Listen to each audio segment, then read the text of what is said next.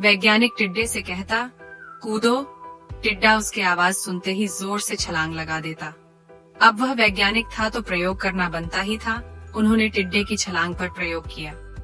वैज्ञानिक ने उसकी एक टांग तोड़ डाली और फिर बोला, कूदो। अब टिड्डे की छलांग की दूरी कम हो गई।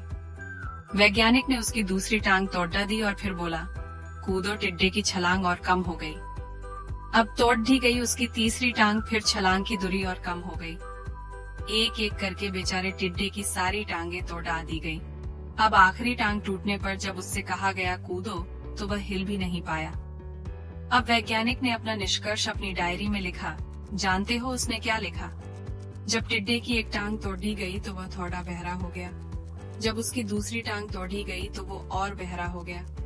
हर टांग टूटने के साथ वो और बहरा होता गया और सारी टांग टूटने के बाद वह बिल्कुल बहरा हो गया। अब जोर जोर से चिल्लाने का भी उस पर कोई असर नहीं हुआ।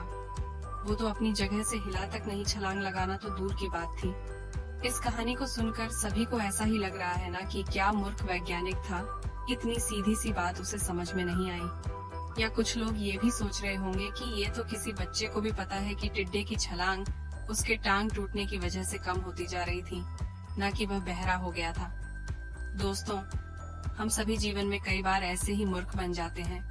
कई बार जीवन में दो घटनाएं एक साथ ऐसे घटती है कि उनका एक दूसरे से कोई संबंध होता ही नहीं, फिर भी ऐसा लगता है कि गहरा संबंध है।